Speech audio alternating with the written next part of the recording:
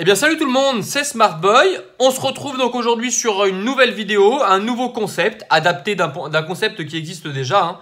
Voilà, je vous propose une petite mini-analyse, donc de partager ma réflexion sur un thème que je voulais aborder depuis un petit bout de temps, celui des achats échanges. Voilà, quelle est la meilleure stratégie pour compléter sa collection?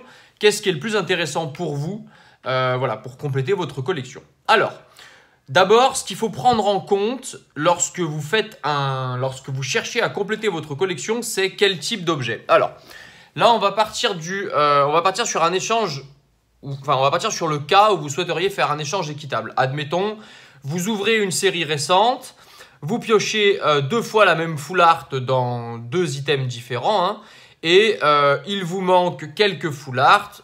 Cas classique, vous échangez cette full art que vous avez pioché en double contre une full art que vous n'avez pas. Voilà, donc ça c'est l'échange classique, entre guillemets, où plutôt que de dépenser 15 € pour acheter une carte, vous vous débarrassez d'une carte que vous avez en double et vous complétez votre collection comme ça à moindre coût et puis en amortissant un peu les dépenses que vous avez eues sur les items qui vous ont permis de piocher ces cartes-là. Voilà, donc ça c'est un échange, on va dire, de rareté équivalente, où vous échangez une full art contre une autre full art. Éventuellement, vous pouvez également échanger une full art contre deux GX.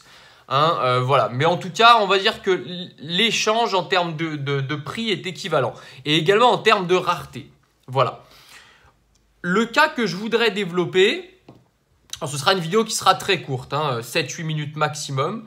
C'est dans le cadre où vous rechercheriez un item un peu plus rare. Je m'explique. Admettons, demain, vous avez un projet de collection et vous souhaitez rentrer un display rare dans votre collection. Admettons un display Jungle ou un display set de base. Voilà. Un display Jungle édition 1, on va tourner autour des 2000 €. D'accord ? Alors là, on ne parlera pas de cote réelle. Moi, je vous parle de la cote du marché. On va dire entre 1008 et 2000-2002, voilà, pour un display Jungle édition 1. On va rester sur un display Jungle édition 1, voilà. Donc, vous trouvez un vendeur qui souhaite vendre cet item. Donc, il le vend 1800, il le vend 2000 €, voilà. Et vous lui proposez un échange. Il se trouve que ce vendeur-là est un collectionneur et qu'il accepte éventuellement de faire un échange.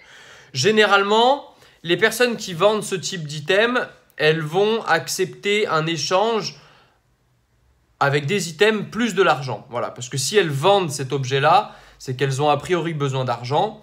Mais voilà, j'imagine que pour quelqu'un qui vend un display Jungle édition 1 à 2000 €, elle sait très bien qu'elle ne trouvera pas forcément un acheteur tout de suite. Et si elle est pressée, elle aura meilleur compte de récupérer une partie d'argent et récupérer une partie d'échange. Donc, admettons, vous êtes une personne qui souhaite acheter un display Jungle et vous n'avez pas forcément envie de claquer 2000 balles tout de suite, donc vous proposez à cette personne un échange. Elle accepte. Qu'est-ce que vous allez pouvoir lui proposer à l'échange? Alors, soit vous avez de la chance et la personne n'y connaît absolument rien, et dans ce cas-là, vous allez lui proposer l'équivalent en termes d'item, en termes de code d'item de la valeur de son display. Donc, je vais dire n'importe quoi, vous allez lui proposer une quinzaine de displays récents. Voilà. On va partir du principe qu'un display récent cote entre 110 et 130 €. Voilà, vous allez lui proposer 15 displays. Parce que vous avez 15 displays dans votre collection, vous avez de la chance. Et vous lui proposez ça parce que vous préférez avoir un display Jungle.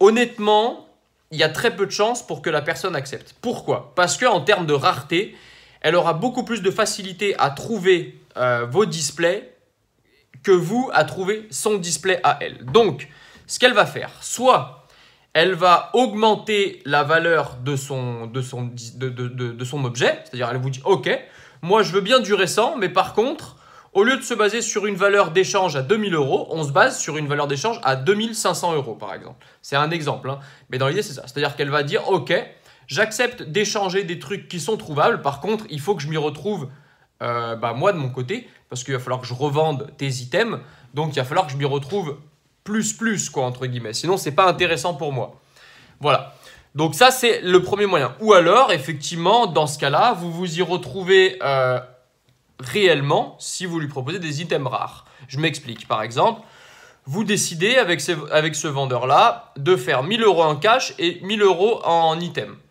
Donc, pour lui donner le change, vous allez lui proposer des items qui sont relativement rares. Donc, soit des cartes rares, par exemple des Holo Wizard édition 1 neuve, des boosters édition 1 Wizard, des boosters édition 2 Wizard, des choses où vous allez pouvoir baisser la facture en termes de monnaie, mais vous allez pouvoir quand même sortir des items de votre collection et compléter votre collection avec d'autres objets, notamment si ces items-là, vous les avez en double. Vous voyez?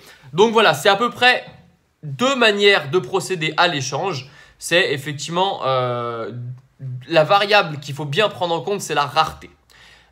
Une personne ne vous échangera pas un display jungle contre des displays récents parce qu'en termes de rareté, il ne s'y retrouvera pas. Même si en prix, il s'y retrouve, il va falloir que vous lâchiez gros pour qu'en prix, il s'y retrouve vraiment beaucoup. Voilà. Voilà, bah, écoutez, c'était à peu près le seul truc que je voulais vous dire. Vous avez vu, c'est très court. Hein. C'était vraiment cela, c'est-à-dire vraiment prendre en compte la rareté. Faites attention aussi à ne pas vous faire arnaquer.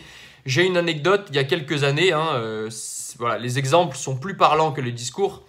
Où j'avais voulu échanger un lot de cartes. J'avais un Articodin édition 1 de Fossile en état TBE. J'avais un Florizard édition 1 du set de base en bon état. J'avais 3 Léviators secrets de Rupture Turbo. Et je crois que c'est tout. En gros, il y en avait, j'avais fait une estimation. Il y en avait pour entre 100 et 120 € de marchandises, entre guillemets. Hein. Et j'ai contacté un vendeur célèbre et un youtubeur célèbre. Voilà. Alors, c'est pas David Lafarge, hein, rassurez-vous. Il a quelques torts, mais pas celui-ci, en tout cas pas de mon côté. Et donc, du coup, je voulais du scellé. En fait, je voulais échanger ces cartes-là contre du scellé. Et le vendeur me propose 4 boosters diamants et perles de base qu'il vendait 10 € sur sa boutique. Et donc, je ne comprenais pas parce que là, en termes de rareté, ces boosters diamants et perles n'étaient pas forcément plus rares que mes cartes à moi. Et en termes de valeur, eh ben, j'étais perdant à hauteur de 60%. Donc, je lui ai dit, écoute, moi, je veux bien que tu sois gagnant, je comprends, tu es professionnel, etc., etc. Par contre, basons-nous sur 8 boosters diamants et perles. Voilà, 8 boosters diamants et perles, ça faisait du 80 € contre du 120 €. En termes de rareté, tout le monde s'y retrouvait et en termes de prix, tout le monde s'y retrouvait. Ben voilà, il a refusé. Il a refusé parce qu'au niveau de la cote, il disait « Ah non, nanani, nanana. » Voilà.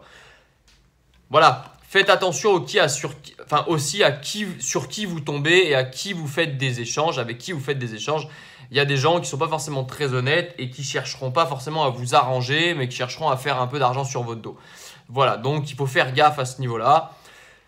Mais voilà, je vais dire que grossièrement, quand vous cherchez à compléter votre collection avec des items qui se chiffrent en quelques centaines d'euros, et que vous avez vous-même une collection bien fournie avec des éléments, des items en double ou des cartes en double, essayez de voir si vous ne pouvez pas vous en tirer à l'échange. Ce sera plus arrangeant pour vous et si la personne en face de vous est pas forcément est aussi collectionneur et qu'avec cet argent-là, elle compte racheter d'autres items, et ben essayez de voir si vous n'avez pas aussi ces items-là à lui proposer dans un deal à l'échange. Voilà. Bah écoutez, c'était à peu près tout ce que je voulais vous dire. Hein. Vous voyez, c'était assez court, c'était pas préparé. J'espère que ça vous aura un peu aidé à ne pas vous faire trop avoir dans les échanges ou dans vos achats ou dans vos ventes. Hein.